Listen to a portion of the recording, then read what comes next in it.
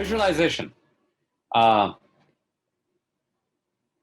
It seems, and in a lot of data science courses, it's actually given a short shrift as compared to, the more sort of like machine learning things like logistic regression or decision theory or any one of those things, all of which we cover really well in our courses. But visualization is probably one of the most important things. And honestly, if somebody gave me a machine learning model, and I've done this both as a person who's consulted with oil companies and healthcare companies, as well as a professor. If somebody gave me a model in which they showed me the results, but didn't show me the visualization of the results, that either failed their exam or I'd ask them to stop working with me. Very simply because if you don't understand what's going on, and you can only really understand what's going on really well by doing some kind of visualization, you really don't know what you're talking about. And it's important in this business to know what you're talking about. Today, we're going to talk about visualization, and I'll keep calling it Viz from this point onwards because I know I will mispronounce visualization about 15 to 20 times. Why Viz? We want to be able to communicate what we have been studying. We want to be able to explore stuff properly. We want to be able to answer questions. How can we do effective visualization? There are 4 principles we'll talk about. Graphical integrity, keep it simple, choose the right display, choose the right kind of graphics that you want, and make use of color effectively. So this is actually a lecture, part of a lecture. We've sort of taken out a lot of the Python stuff and so on and so forth from that lecture because we don't know the backgrounds of everybody. So we thought we'll keep it at a more or less, you're a smart person, we're smart people, let's have a conversation level. And we do have a little bit of exercises at the end. Oh, somebody is writing across the screen. Hey, visualization, good idea.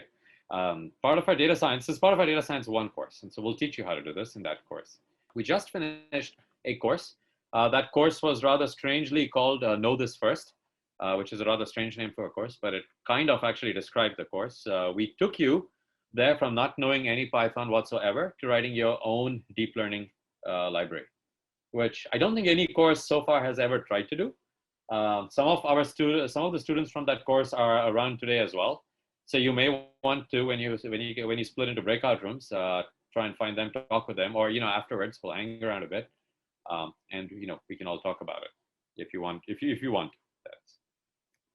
Okay, so without much ado, let's get to the main action over here. Whenever you are doing data science, or for that matter, any science, or for that matter, any real kind of activity of any worth, you're usually starting by asking an interesting question. So why are there less deaths reported in India than there actually are from COVID-19? That's an interesting question. To sort of answer this question, you're like, okay, I'm going to go get some data. That's not so easy because the government of India is kind of bad about putting out data. But there's a great site called COVID19India.org, which is doing a much better job if you want to go look. So you get the data. Then you might spend some time exploring the data, seeing the trends in the data, seeing where at some points stuff there's some strange spikes, there are some strange increase in deaths, there are some strange classifications. Like at some point, Ahmedabad changed from classifying deaths due to comorbidities as COVID deaths to not classifying those, to look better, but that changes what your data is showing you. So you got to explore the data. So in exploring this data, you're going to do some stuff. One of the first things you're going to do is to do this visualization. And when you do this visualization, the first thing you're going to do is look at it and say, oh my God, what happened at that particular point? Something interesting happened. And you'll see some examples of this. After that, you'll build some kind of a predictive model. And in that predictive model, you'll say, well, let's see, is the peak in India going to be today? No, we still haven't reached the peak. Is it going to be tomorrow? Probably not. And you'll make some kind of prediction and you'll go forward, right? So that's what you'll do. Then you'll finally communicate and visualize the results. And at that point, somebody from the CBI will contact you. Why are you doing this? No, I'm just kidding.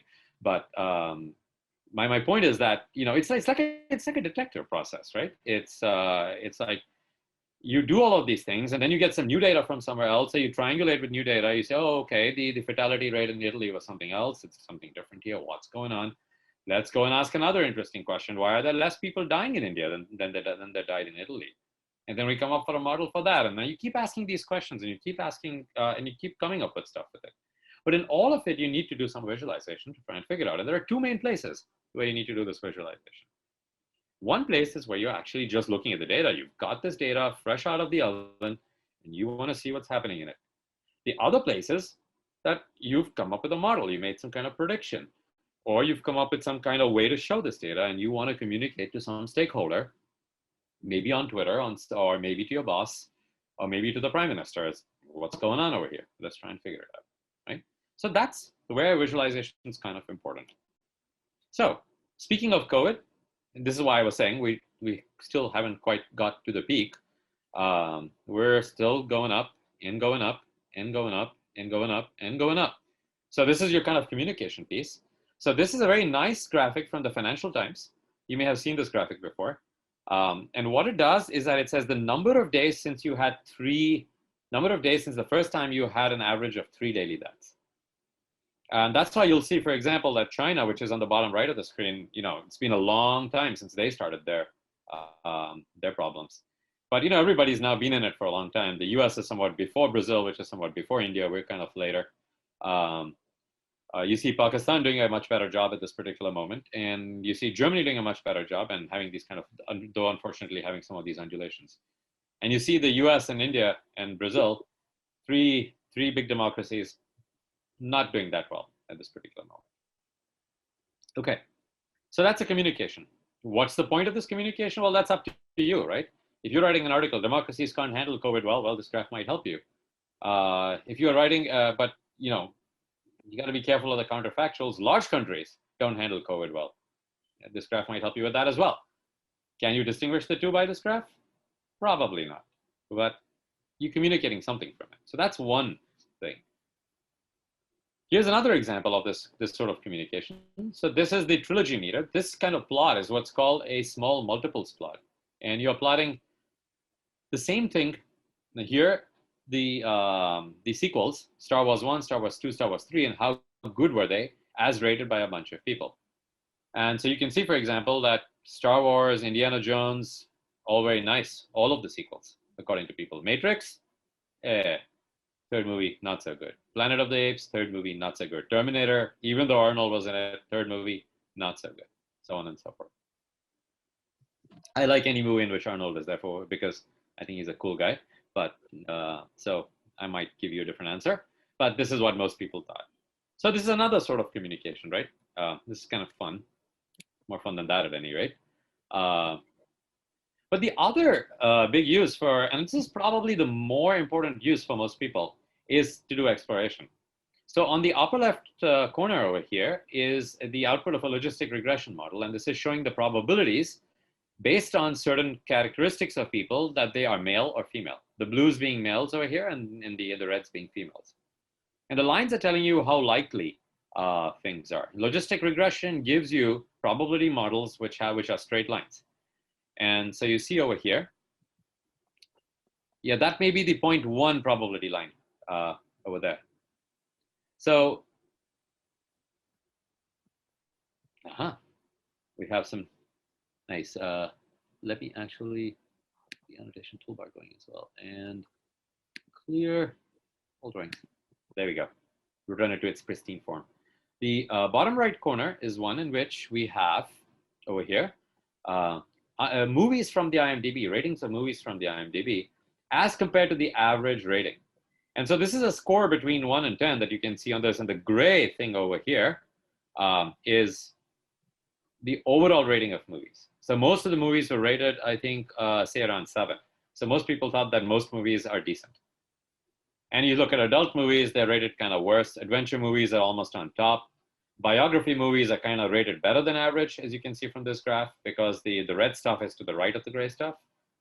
Film noir movies are rated way better than average. They're like only between 7 and 10, as compared to the gray stuff. But you see, there's much less of them. Not too many directors make film noir movies, like LA Confidential and other such movies, because not the easiest movies to make, right? And so this is your kind of exploration to sort of figure this out. Why might you do this kind of exploration? You might be trying to write a recommendation system for which movie a person should see. So this is one kind of exploration where you're seeing the outputs of your models. I'm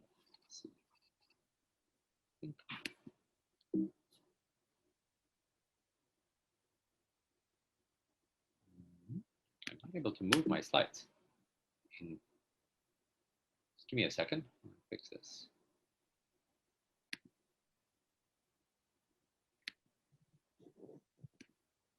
Oh, because I'm in the annotation toolbar. Okay.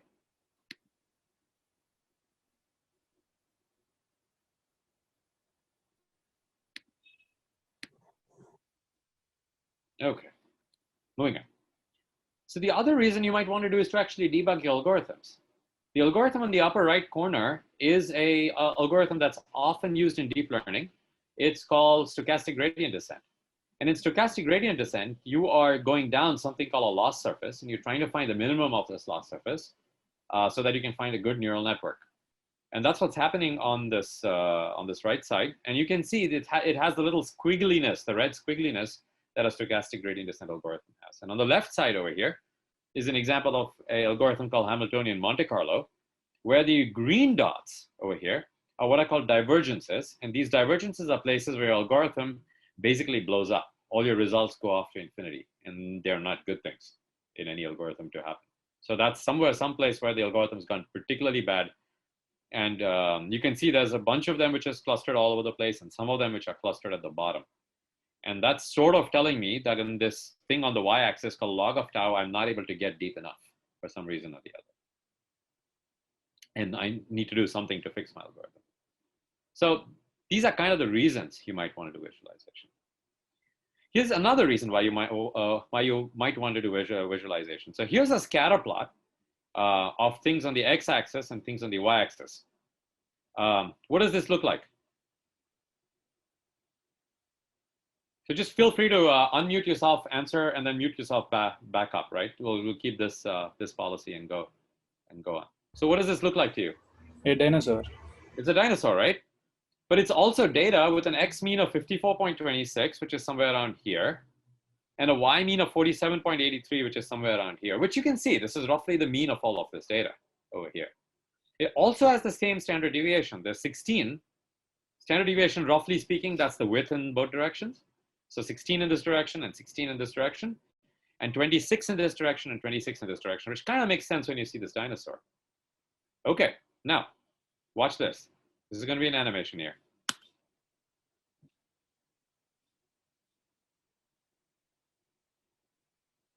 All these data sets have the same x mean, the same y mean, the same x standard deviation, and the same y standard deviation. Kind of wild, huh? Star, dinosaur, X, all of these sort of things. So if I had just given you these numbers that you see on the right side over here, would you have been able to tell me much more about this data set, or would you have even realized that there's such a diversity of data sets that give the same number? Nope. No, right? Yeah, so this is kind of the point over here. Without visualization, you'd have been kind of sunk as to understanding what's going on. So let's take another example, and we'll come back to this example at the end of this class. This example is actually an example with almost a 30 to 40-year-old history, and things happen in the 40 years. So Will Burden did a survey in 1951 on antibiotics and drugs to deal with antibiotics. So here's your data. It has a whole bunch of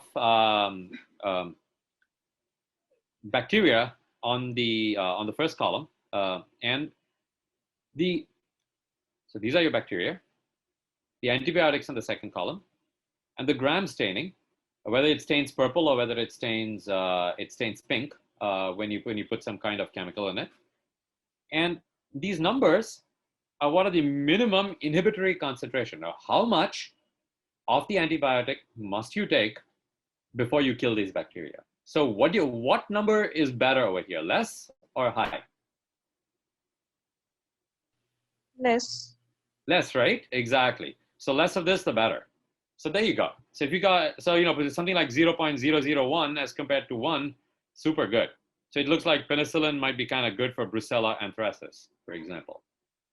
So let me ask you, what questions might you ask? So once again, just answer and then mute yourself back. Which is the least amount? I mean, which one has the least amount I can take? That one is the better. That's right. Best. So you're saying let's go in this horizontal direction, right? Let's say Diplococcus pneumoniae, right? Which is the least amount I can take, which will cure me. And it looks like penicillin is the way to go for that particular one. Good. What other questions might you ask? What unit are we measuring here? This is in, let me just give you, I think I wrote it down. I can never remember these things off the top of my head. Milliliters per gram. So if I have a gram of bacteria, how many milliliters will kill it? Is there a antibiotic that kills all or major bacteria or viruses? That's right. Is any one of these antibiotics doing the best job on most of these, right? That might be the best broad spectrum antibiotic you give. That's a very good question. Good answer there. Any other questions?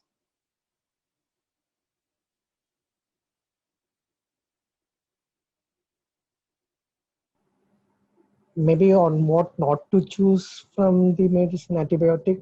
So if there is a bacteria which is not killing it, so we can take that out. Yeah. Which one, what not to choose? Good one. Any other ideas? Maybe which is the most effective and which is the most ineffective. Most effective and most ineffective, very good. Can I do some kind of clustering of these things? Like what is the target? What is the kind of audience that what is the kind of patients that some drug is more effective on? Exactly, right? So I mean, for example, I see these 3 streptococcuses at the bottom of this table, right? Are those streptococcuses being particularly attacked by any one of these antibiotics? If you look at Streptococcus faecalis, you might say no. But if you look at the other 2 streptococcuses, you might think that penicillin is a much better drug, right? For example, does that make sense? Yep. You should also answer yes or no at any given point. And if it doesn't make sense, just tell me straight. It doesn't make sense. Combination of the antibiotics which is affecting in the bacteria, or if this is affecting, that is minimizing its effect? Very good. Yeah. What kind of combinations might you take? I don't think they have the data in this particular thing, but that's a very good question. Yeah. So these are some of the questions you might ask just by seeing this data, right? So we can try and answer some of these, and you'll answer some of these at the end today. But here is an example of, these are the gram positives and these are the gram negatives. This is a rather interesting graph. Will Burton came up with it in 1951, and Mike Bostock, who does Observable HQ now, but was the head of the New York Times visualization team, came up with this one. And it's got a very interesting design. And so design is kind of important. So this is a very interesting field, visualization, because your artistic skills are also actually really important over here. So if you look at this wheel and you'll go with increasing radiuses, you'll see that unusually the minimum concentration has been put towards the outside. You can see it's 10 to the minus 3 on the outside and 10 to the 2 all the way inside, right? 0.001 and 100. So in this case, bigger bars are better. So can you make any conclusions from this? Let's talk about gram-positive bacteria, those which are doing, these kind of purple stains. Which seems to be the better antibiotic for these?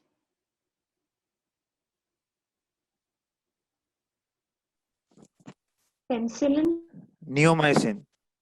Penicillin, and then, neomycin in some cases and penicillin in some other cases, right? And how about for gram-negative ones? Neomycin only. Pretty much neomycin only, right? I mean, penicillin is kind of no good for that. How effective are these drugs, right? If bacteria is gram-positive, then penicillin and neomycin are the most effective. But if it's gram-negative, then neomycin seems to be the most effective. So that's something they kind of came up with based on the staining. And this thing has predictive value, right? So they said, okay, let's go and look at other bacteria, right? And maybe we don't know that much about these bacteria, but to 0th order, we know that antibiotics kill bacteria, and we're going to give you penicillin and neomycin if that bacteria gives you a gram-positive stain. So useful, really simple visualization, but kind of useful. Okay, but there is a backstory to these, and that backstory you are going to be the detective to figure out. I will come back to that in a little bit. Okay, so let's get to some of the main part of this lecture today. And the main part of today's class is about effective visualization. What are the principles of effective visualization? And hopefully after you're through with this today, you'll be able to keep some of these things in mind and be able to figure out how to do some of these things. So don't worry about the exact details of how you're going to do these plots, because that depends upon the software you use, whether you're using R or whether you're using Python or whether you're using Tableau. Tableau, by the way, has a public edition, which is really, really nice, and I strongly recommend it. But these are the basic principles, and it's important to get the principles right, okay? So the first principle is to have graphical integrity, which means be truthful in what you're doing. So you have graphical integrity. Then the second thing to do is to keep it simple. The moment you make it not so simple, your marketing team will become extremely happy, but you and your boss will be extremely unhappy. I'll give you examples. Third one is to use the right display, the right kind of plots for the right kind of data. Why did Burton come up with this, right? For example, that's the kind of question you're trying to answer there. So that's using the right display. And the fourth thing is the sensible use of color, because you can totally muck up the use of color. And we'll talk about that. So let's go to the first thing. So this part of the class is going to be extremely interactive, okay? So what I want you to do is at any point, when I ask a question, unmute yourself, answer the question, and then mute yourself back. And please, everybody participate, all right? It's not going to be that much fun if only 2 or 3 people participate all the time. It's perfectly okay to get stuff wrong. Just so you know, for example, I don't think I've ever got a C program to ever compile on the first go. And I'm actually really good at writing code. So, we all have, some things which we need to work on, like getting C programs to compile. So don't feel that if you're getting something wrong, that's a bad thing. That's actually a good thing, because that's how you're going to learn more. Okay. Yeah, I learn much more from the C programs that don't compile than those that do. Let me make that part extremely clear as well. Okay, have graphical integrity. Let's talk about this. Okay, what is wrong in this plot? So this came on August 7th. It came across my Twitter. As an Indian woman, I can confirm that too much of my time is spent hiding behind a rock, praying that the terrifying gang of international giant ladies and the Latvian general don't find me. So you see this Latvian woman out there, looks big, and it looks about to crush the Indian woman who's at the bottom right. What's wrong in this plot? The scale is completely wrong. Like this 5 inches is so big, and that 5 feet, it started very low. Exactly, right? It's starting at maybe 4 feet, like 4 feet 11 inches or something of that sort. And so the Indian woman is 5 feet tall, and the Latvian woman is 5 feet 5 inches tall. That's 5 inches out of 60 feet. That's 1/12 or something of the order of 8%. Does the size of the Indian woman versus the size of the Latvian woman look like an 8% change to you? It's the scale is completely wrong. It's completely wrong, right? It's like 300%, right? It's like 3 times as big. Yeah, exactly. So that's what's wrong. So this is the kind of stuff that you don't want to do when you make a plot. By the way, this is the kind of stuff that that lots of lots of shady news outlets do a lot of. So, for example, Fox News will in the U.S. will do a plot saying Trump made these tax cuts. How much did they change people's wealth by? And then they'll start it at like 100,000 instead of at 0. Okay. And then the change will look very big. So things like that. Okay, what's wrong in this plot? This is from Georgia, which is a state in the US, and it's the number of COVID cases over time. Start date maybe, like it's taken from 28 April 2020. Yeah, well, what's the next date? Yeah, it's not sequential. Yeah, it is not sequential actually. It's not sequential. Is it going down? Is the amount of COVID going down in this non-sequential fashion? Not exactly. Pardon me? Not exactly. Like in the first part, there's 28th of April. then shifts to 27th, and then you see 4th of May, then 6th of May, and suddenly 5th of May. Yeah, so it's all messed up, right? Yeah, it's The messed up. interval is messed up. Yeah, it's completely messed up. What do you think they were trying to do with this plot? I mean, they literally put this plot out. They're trying to show it's decreasing. Trying to show. Misguide us? Yeah. Misguide into thinking that the cases are decreasing with the dates. Yeah, exactly. It's because they wanted to open everything up. Because Trump was trying to push everybody to open stuff up. So they were trying to do that. Now, if I actually plot it correctly, the graph visualization is wrong. It should be a line graph which will indicate the trend. Yeah, right. yeah. It should be a line graph. Good point. Actually, good point. This is not the ideal thing. I think what they wanted to do was to show the 4 counties, but you're absolutely right. They could have shown 4 lines instead to show the trend. But you can see that, the trend is a little bit more, mixed up over here when you look at it in the correct graph. So this is the kind of stuff you need to have, you need to plot stuff with a degree of integrity, and it's sort of like answering the question, what exactly are you trying to show? Show people with this graph. And here, if you're trying to show what the case is, as one of you made the point, maybe a line graph would have been better. And then don't do this. Or if you want to do this, for crying out loud, don't do it so badly. Okay? If you want to do a sleight of hand, at least be better at it than this. This is just poor. I mean, who do they think they would exactly fool? So, yeah. Okay, so the second thing is to be proportional. You need to be a bit careful about how you plot stuff. So this was, after the last American election, this was a graph that was plotted somewhere in the West Wing. So if you look at this graph, what is the first thing that jumps out at you? The color red? The color red, right? So what do you think? So the color red in the US usually means Republican, and the color blue means Democratic. So it means Is it aligned with the states? No, it is definitely aligned with the states, no doubt about that. But if you saw this, if you didn't know anything about elections in the US, it shows that the concentration of the voters or the elections in that region, There are no legends. But what would you think if you saw this graph? There are no legends. Majority of counties voted for Republican Party. Exactly. Maximums, right? Voted for, majority of the US voted. Maybe there are only 3 parties, and like which countries are having probability of winning. No. I think it shows that one party has swept the elections across the United States. Yeah, that one party swept it, right? It totally looks like that. That one party has swept it, and the Democrats were routed in this election. That's what it kind of looks like. Now, you know the outcome of this past election. Yes, the Democrats lost the election, but they did not actually lose the popular vote in the election. In fact, they won the popular vote by 3 million votes. Now, what is the problem in this graph? Why do you think that this is not an honest way?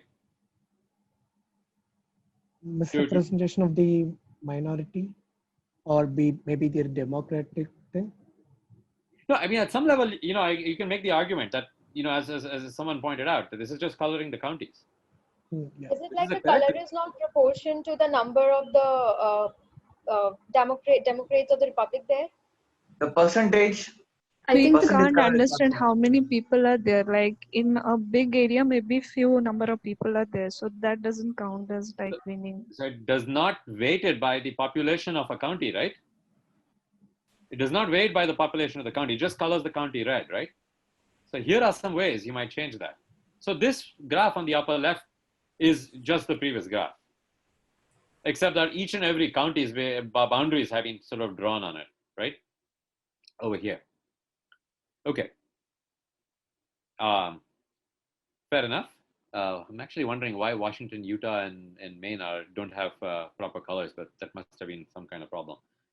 But if you look at the graph on the upper right corner over here, so this is actually taking each county and then it's putting a circle in that county, which corresponds to the population over there.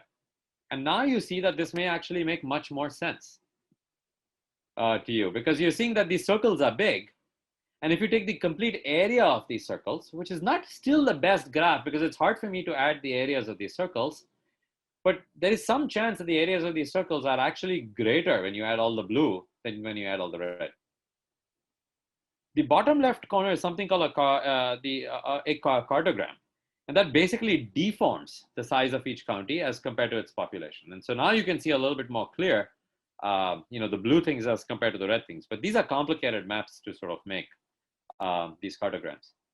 The fourth one out here is another way to sort of like talk about this, which is to weigh the state by the population instead of the county by the population. So you can see over here, like New York State and California State and Texas State have huge populations. And so they get much larger, red areas. And just to be kind of nice, they've actually kind of drawn it in the shape of a faux-looking United States, right? But it gives you some idea, at least geographically, where all the Democratic votes are from. You can see in the Northeast, which is highly populated. There's a lot of stuff. You can see it in the graph on the upper right as well. But each one of these graphs, not including the upper left, is a little bit more kind of honest about how the weighting of these graphs is. And the bottom right actually perhaps tells you the whole story. It tells you that Trump won 304 electoral votes because of the US's weird system in which all the electoral votes in a particular state go to a particular party, if you want it, no matter versus what the popular vote looked like, which is what is shown by the map over there. So this is at some level a much more honest kind of representation of what happened in the election, and tells you Trump still won, but why? Okay. So the next thing is to include uncertainty in your graph. So what have we talked about so far? Be proportional, be honest. The next thing is include uncertainty, because no measurement we ever make has one number. It's got one number plus or minus something. There's always error bars on stuff. And here is a really good example. So this is how, and this is the same thing with the Indian Met Department as well. This is how the US Met Department indicates how a cyclone is progressing. Okay. Now, here is a example from Alberto Cairo at the University of Miami, whose website you should go to, and if you're at all interested in this stuff, follow him on Twitter. He's really good. And he created this graph to show to ask the following question, and I'm going to ask the same question to you. Here's a graph of a hypothetical hurricane Cairo, category 5, which means the fastest, the worst kind of hurricane, about to hit New Orleans. It's kind of taking the same path that Katrina did, and asking the question: when you see this graph, what do you think is happening? What does that circle, which is around New Orleans, mean to you? So throw me maybe ideas. Damage would be more. The damage will be more where? At 8 p.m. Tuesday. You feel that the damage will be more at 8 p.m. Tuesday. Okay. Well, what else? It's spreading. It's spreading. The whole spread is actually The increasing. New Orleans is the center of the origin of that, and it will be moving to 8 p.m. Saturday to Cuba. So New Orleans is the hotspot. So. It's the hotspot. Okay. So it's that is where the landfall happens. Pardon me? Could you say that again, please? The landfall happens at New Orleans. The landfall happens in New Orleans, yeah. Just very close by to it, yeah. Any other ideas as to what this might be telling us? Actually, according to me, it's like the path of the cyclone is being traced from at the same time, like 8 p.m. and wherever it will land. But the bigger circle, like the translucent one, is having room for error. But maybe if it does not follow that path. That's where it could go? Is that what you're saying? If it doesn't follow the blue path, it could go anywhere inside that circle. Is that sort of your idea? Yeah, that's what I think. Okay. So it can also establish the boundaries of danger zone. It can also establish the boundaries of danger zone. Okay, so this is what this visualization is conveying to you guys, right? Okay. Now, what if I told you out of all the answers you gave me, the only answer that was correct is that the highest impact is supposed to be around New Orleans? I think the point that you would say is that this is actually a really bad visualization from that perspective, right? So let me explain what actually is happening over here. So this is what's actually the meaning of this. So I think there's one person who said that this is the uncertainty at Tuesday. And this kind of makes sense, right? It's 8 p.m. Saturday. The orange dot is telling you where the hurricane is right now. So you know where it is right now. So you have a lot of certainty down there. But as you're trying to project out from Saturday, Sunday, Monday, and Tuesday, your uncertainty is going to become larger. So the person who said, that this is sort of like the uncertainty envelope of where this is going to go was actually correct when they said that. It is not the size of the hurricane. But most people who see this kind of a graph actually think it's the size of the hurricane. And I'll be extremely honest to you, that's what I thought it was too, that it was the size of the hurricane. But even that uncertainty is not exactly correct. What this is, it's basically telling you where 66% of the probability of the hurricane going is. So the cumulative probability of that the hurricane will strike between the left point over here, which is east of Galveston, and the right point out here, which is left of Pensacola, is 66%. That it's going to strike the coastline somewhere between there. But what is that leaving out?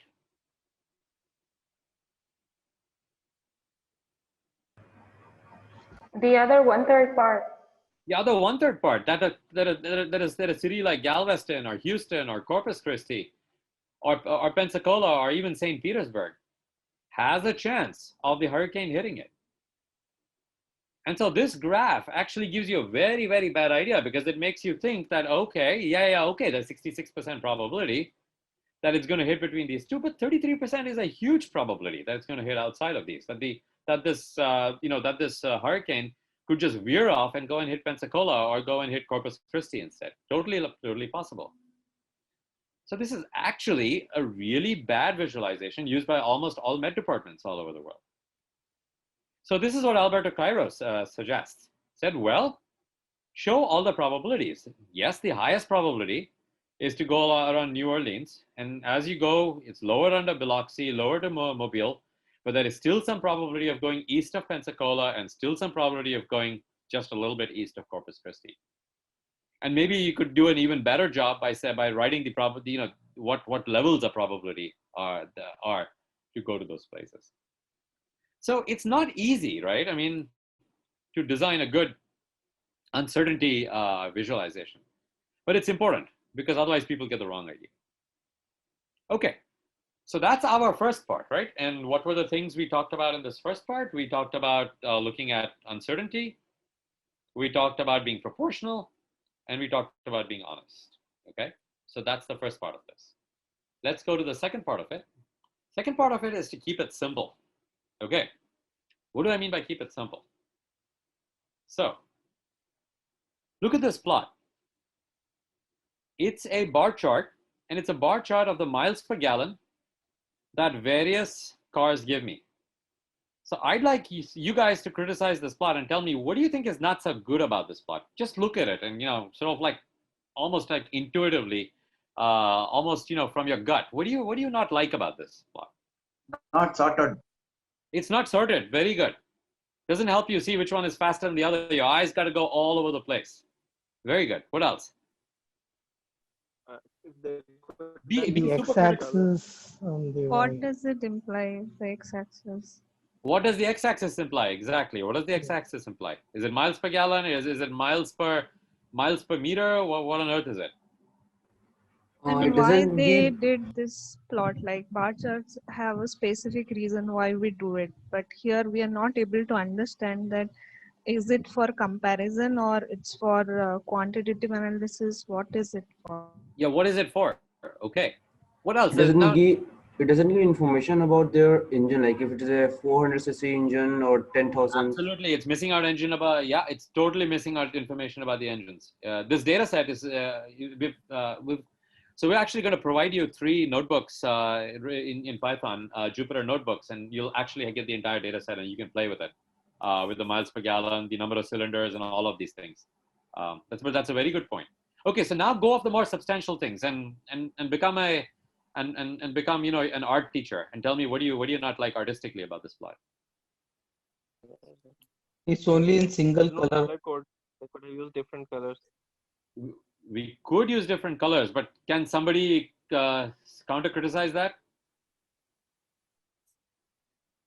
The number of colors should match the, I mean, should be less, and if the cardinality, I mean, if the cardinality is too much comparison, too much, If and it giving is in a vertical also, it would be better. Like rather than Okay, we might want to put it vertical. Okay, what else? The box is not necessary. Exactly, the box is not necessary. So let's look at some of these things. So, and this is an example I've actually worked out for you, which you can look at your leisure. So the first thing I do is, in one is the plot you saw previously. In two, I take out some of the spines. I take out the upper spine and I take out the right side spine. Okay. And the next thing I do is I actually put a grid with these numbers over here. I still haven't done the miles per gallon, but I put a grid, which makes it easier to read off these things, right? What is 5 miles per gallon? What is 10 miles per gallon? What is 15 miles per gallon? I'll tell you it's miles per gallon so that you know over there. Okay. Okay, good point. Look what's happening in 3. I've actually gotten rid of all the spines because I didn't need any of the spines out there. And you know, these grid lines, this 5 miles per hour grid line, 10 miles per hour grid line, which is white in color, going vertically actually helps me understand this a little bit. Look at number 4. In 4, I've even gotten rid of the x-axis numbers because, you know, and what I've done is I've actually made things a little bit shorter. So you can see in graph number 3, where I'm at 30 miles per gallon, I've gone, 1, 2, 3, 4, 5, 6 of those. I can actually read them off. But here I made it a little easier, and I made these grid lines every 10. So with the Honda, you can read off 10, 10, 10. And 1. So I'm cleaning. But by the time I've come to 4, there are still 2 major problems that look out at me. Can you tell me what those are?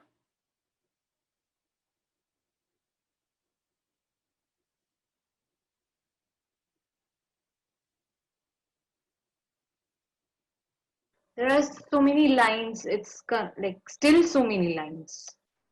Okay, still too many lines. Maybe the spacing is off. It should be a little bit more open, right? Do you see something weird below Pontiac on the Merc? The precision. Merck has too many digits after the decimal point, while others have just 1 or 2 digits after them. That's right. I mean, is anything more than 1 digit or 2 digits even needed? Even 2 digits may be too much, right? Who thinks about second decimal digit precision in miles per gallon? You could even probably get away by not having any decimals. What else is missing? Yeah, there are too many data points out there. Probably we can split the graph into 2, saying top 5 and bottom 5. You could do that, yeah.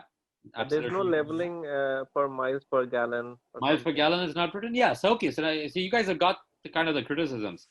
So that is a process, right? Almost always you will create the one graph first because that's actually very easy to create by default in any kind of programming language or library, right? Very easy to create in Python, very easy to create in R, and then you have to do some work cleaning it.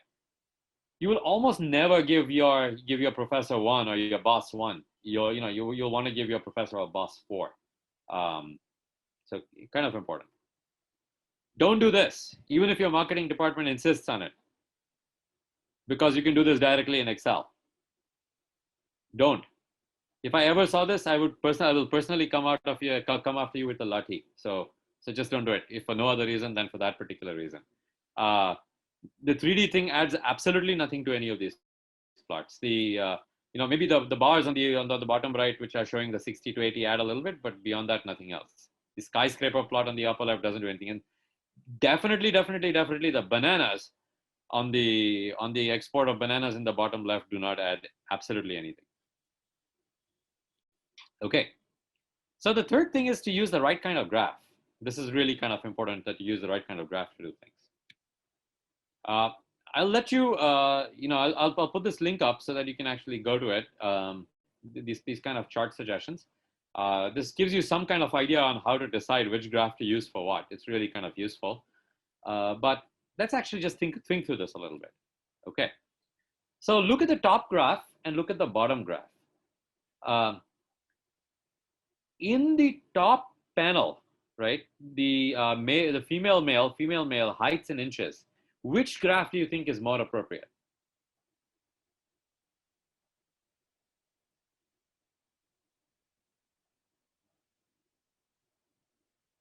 The one on the left. The one on the left. Why?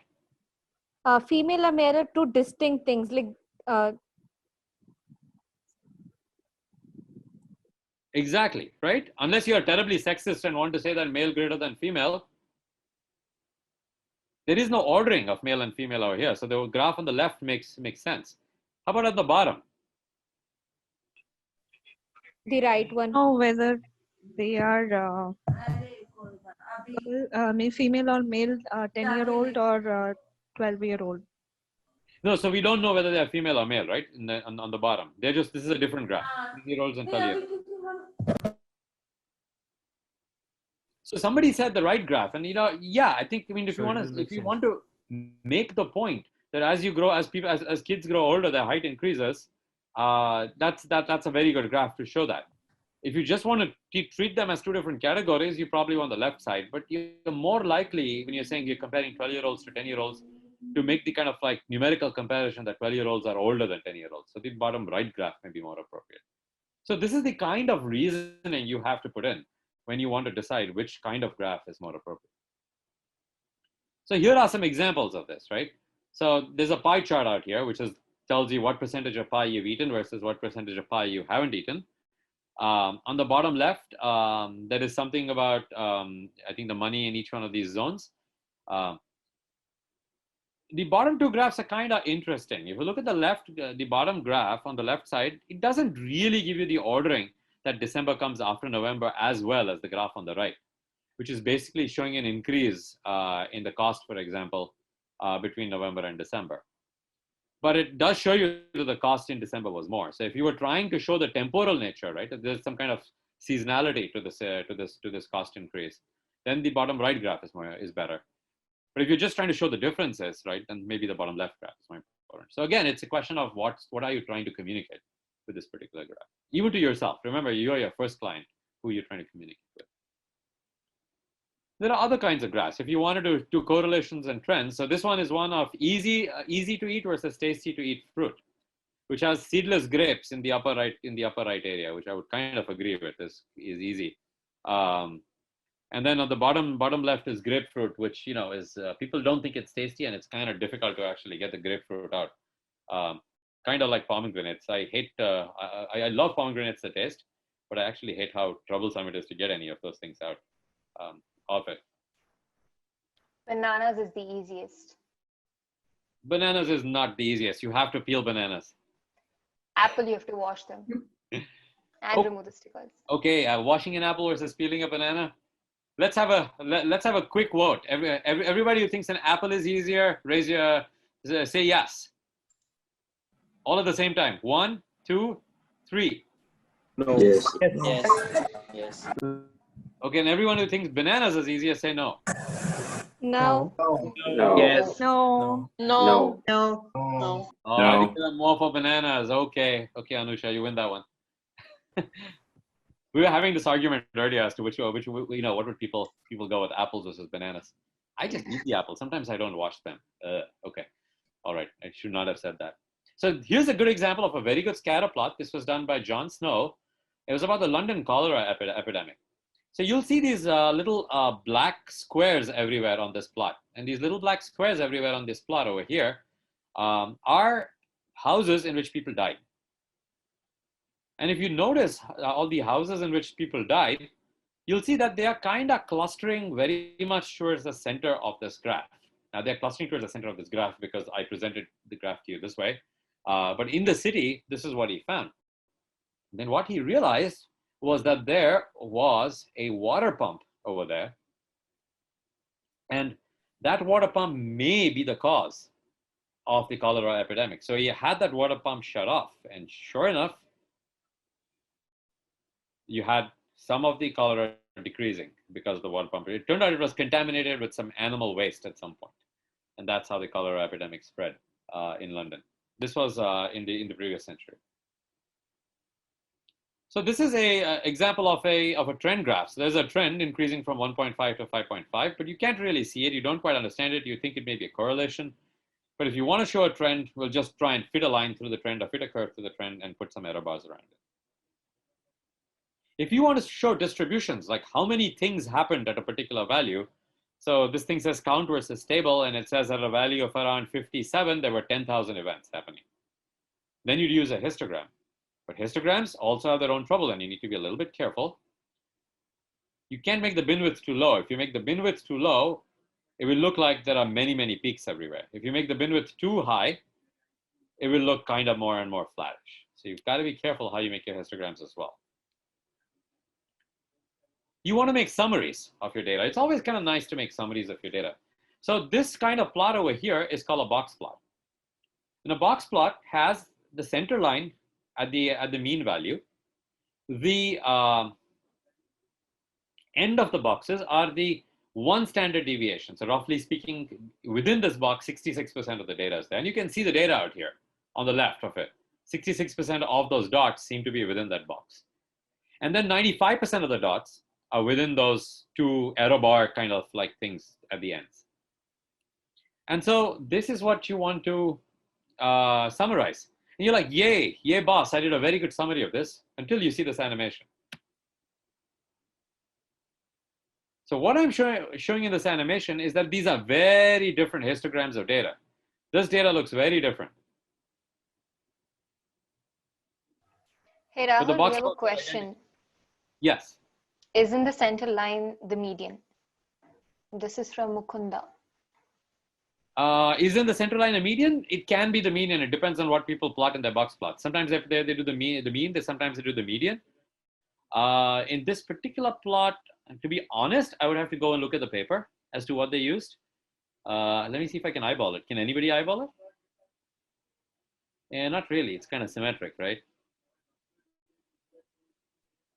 It could be the when median. the data is changing, at the middle line, there seems to be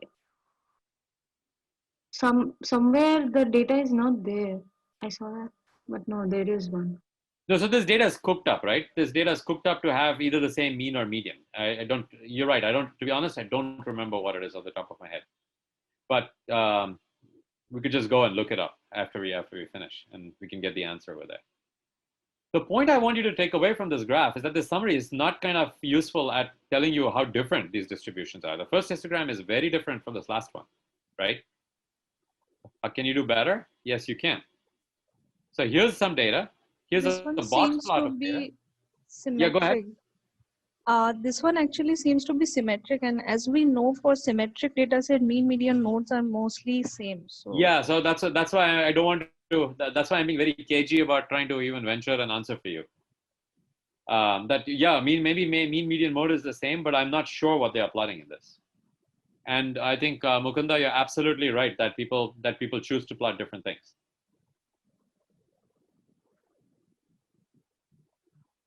So this one is actually trying to make a slightly different point.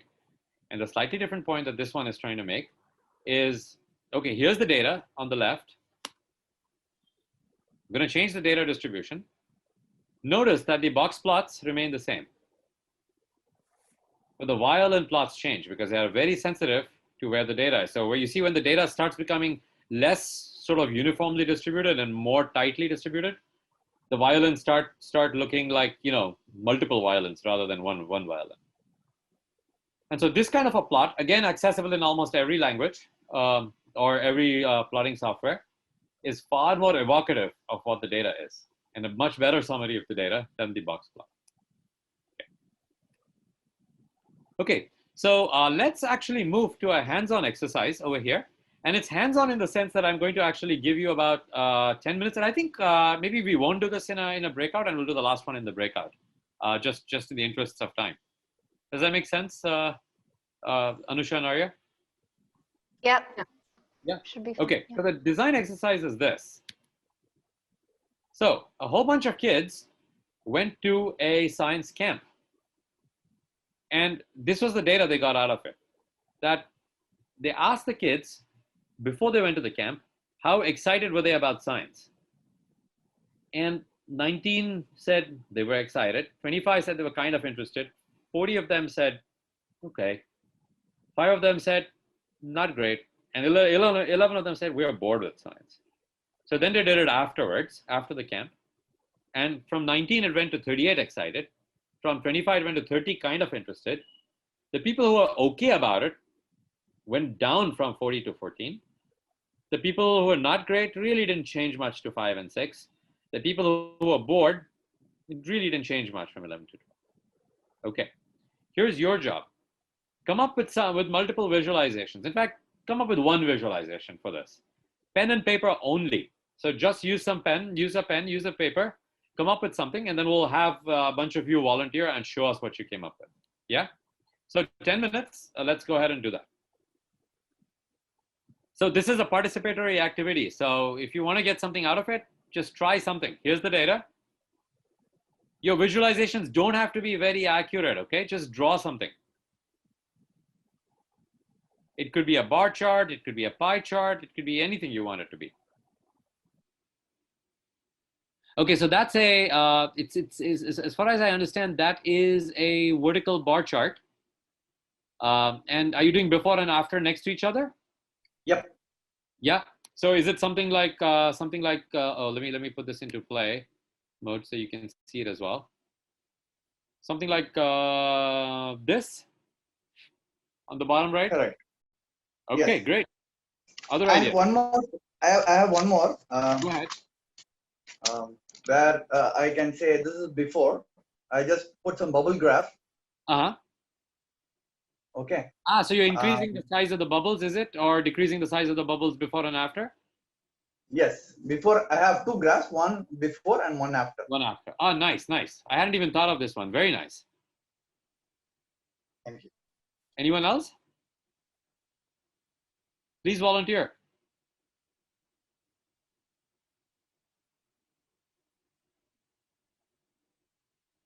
No one else?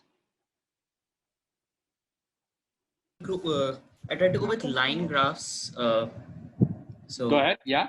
Is my video visible? No, you're on orange screen at this particular moment. Oh, okay, okay.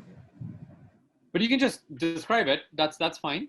Yeah, it's just I mean line graph where yeah, I mean where the time axis just has before and after, and basically to show how the values increased and decreased comparatively across, and the lines will be colored differently based on okay or kinda good or something. Okay, so something like this then is what you're talking about, if I understand you correctly. Yes, exactly. Yes. Yeah. Super. We have another person called Niran Sai who shared a file on the chat. On the chat, let's go look at it. It's basically pie charts. Univ.AI.jpg, click to download. Okay, how do I see it? Click to open. Okay. Yeah, pie charts. Yeah, lovely. So that's like this over here.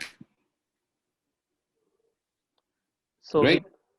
Anybody another else? way is have a stacked scatter plot.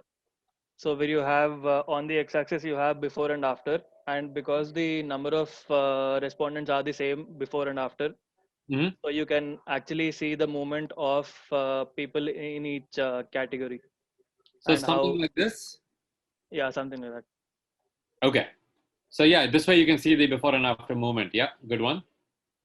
I tried this. I didn't find this very useful for me. I mean, yeah, it just showed the kind of like. Not that, the one on the left bottom. The one on the left bottom. Yeah, I found the one on the left bottom kind of nice. Because I could straight away see that the red one decreased in size, right? Because the overall size was made the same because it was the same number of people. Yeah, great. This is great. Absolutely fabulous. So we have some various varieties over here. And by the way, you have a notebook by which you can produce all of these in Matplotlib yourself, if you're familiar with Matplotlib. Or you can actually learn it from those as well. Ooh, I'm trying to edit my. Can everybody see my screen? Yeah. A pie chart on it right now. Okay. Yeah. So this is the only one we didn't actually talk about. I'm actually really happy that one of you came up with the slope graph over here by actually showing the increases. It becomes very clear. This in this slope graph, the only difference is that the one on the top actually adds up the excited and kind of interested to show the increase. This is the only one that people didn't come up with, which I thought actually is also somewhat useful. It's kind of like a difference bar chart.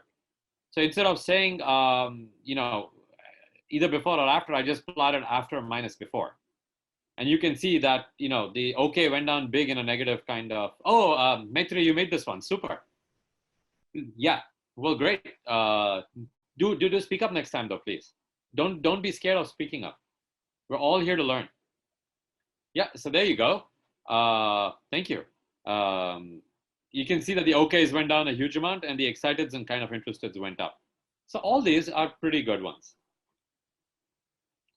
One thing you might want to do is, especially if you're talking to your boss, you might I have a doubt. Yes, just one second. Let me complete this thought. So if you have, you know, you're taking the excited and you're taking the kind of interested, and 25 plus 19 is 44, and that becomes 68, you can make this kind of conclusion. After the pilot program, 68% of kids expressed interest in going towards science compared to 44% going into the program. So that's a kind of like a nice, you know, big text conclusion that you send to your boss. Yes, now tell me your doubt. The graph which you're previously showing, yeah, this one. So if I'll talk about this graph, so in this graph, the information is not clearly properly visible to us, and I'm not able to predict that. I'm not able to say that is it the before or after part. So it's not. It's the difference. Yeah. So it's the after minus before. So are you saying that I should have titled it better, after minus before, for example? Yeah. Yeah. Okay. I absolutely agree with you. Yeah. The percentage changes also make sense, right? So maybe OK was very low before. Pardon me? Percentage changes, do they matter? Like initially it was this much, now it became this. So there's a percentage change. Do you mind writing it on the chat? I was not quite able to catch you. No, I mean, I just wanted to say that, like, initially say board was 10 and now it became 20, so it's a 100% increase. Or not gate was 5 and it became 1, so it's a 80% increase. So maybe some the percentage kind of. Yeah, no, like, percentages is dangerous over here, right? Because you don't actually have the denominator. Is that what you're saying? Is that we should put in the denominator as well? That's actually not a bad idea because it tells you how many increased, right? So you're basically saying new minus old divided by old. Yeah, it's a relative increase over what was initially. Totally. That's a good idea. Super. Okay, so in the last 5 minutes or so, let me just actually go towards do one or two like really fun exercises, then we'll stop at that particular point. So this is going back to the question of what kind of plot should you use for what. So there's this concept of something called perceptual effectiveness. And the concept of perceptual effectiveness is that what comparisons are good for what thing. So I'm going to ask you a bunch of questions and we're going to put up a poll, and please do participate in the poll and tell us what you find, okay? So how much longer is B compared to A? All right, so we have the winner for over here is 4x by 58%, and the next highest was 6x. Okay, let's see what it is. 4x, good. How much larger area? Start, go.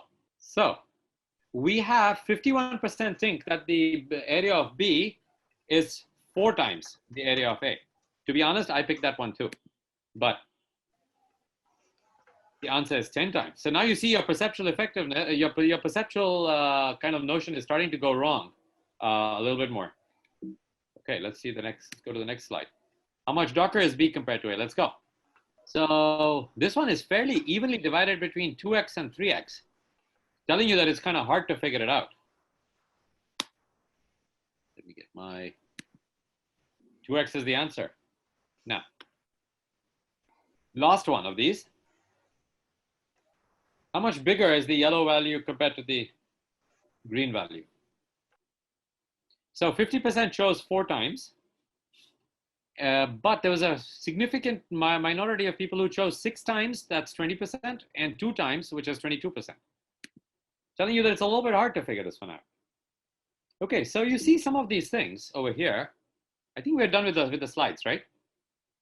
With the polls. Yeah, we're done with it. Okay. So but the point in this exercise is that almost everybody got how much longer? And it was a tight distribution, around 4x. Quite a few people got the 4x here, but it was a distribution which is very weak in the sense that, lots of people said 6x and a lot of people said 2x. This one, very few people actually got the 10x part. This one, quite a few people got 2x, but quite a few people said 3 and 4 as well. This one, quite a few people got the 4x, but quite a few people said 6 times and 3 times as well.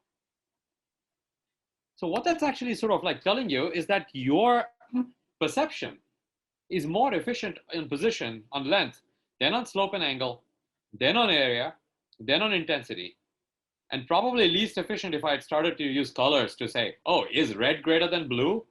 Or is red greater than green? Or stuff like that. So you want to use things like positions, lengths, slopes, and angles for quantitative stuff. For ordered stuff, you can use areas. So you don't care so much that this is 2 times that, but that it's bigger. Or that this intensity is like 3 times that exactly, but it's more. And then you have categories for which you should use color, right? Or shapes, which are different categories. So I'll just actually go over these 2 slides, exactly the same thing. And finally, let me just finish off in the last 2 minutes we have with the last thing which is kind of useful over here, which is that use color sensibly. And what do I mean by sensibly? If you're doing categories, right, don't use more than 5 or 8 colors at once. Otherwise, you're just going to make things very, very multicolored. And that's not kind of fun for anybody to see.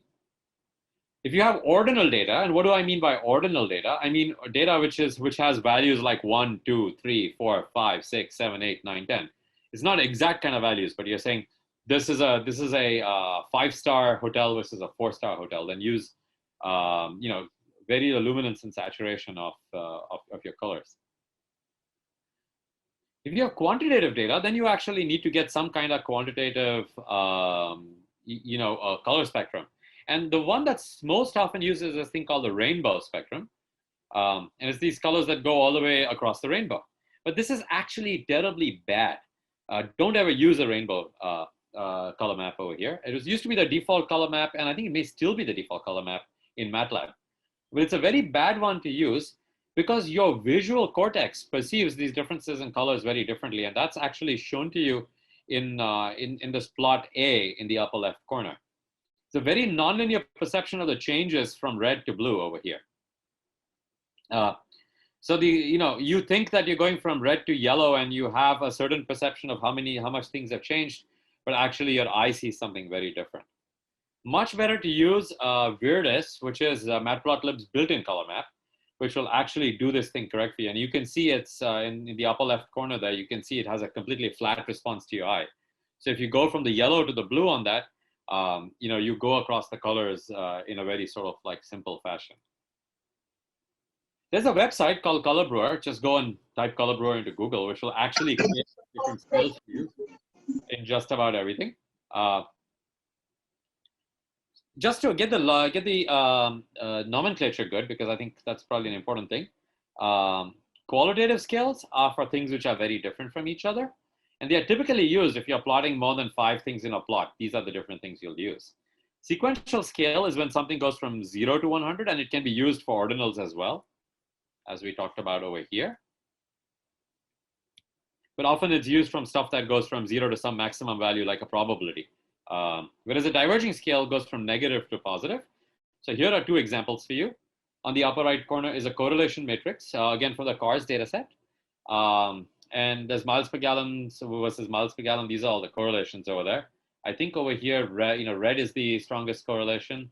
No, actually blue is the strongest correlation and red is the weakest. And at the bottom, there is a sequential palette. Again, you can see how these plots were done in the notebook, accompanying notebooks. But this is a probability density. And so it is going from 0 to 1 is basically what it's plotting for you.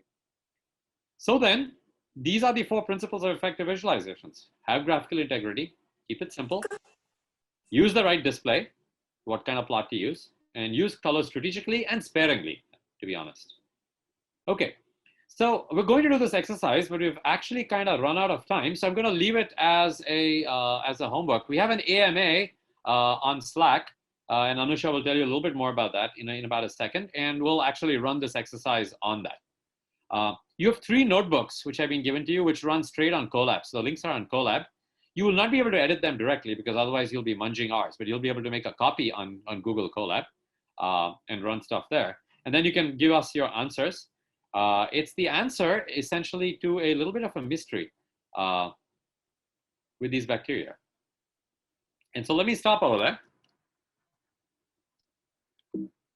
And actually, let me skip over the answer so that you don't get to see it, because that would take away the fun. And for further reading, look for Edward Tufte's books, really good. Look for Stephen Few's books, really good. And look for Alberto Cairo's books, really good. And he's come up with a new one. Okay, that's all I've got.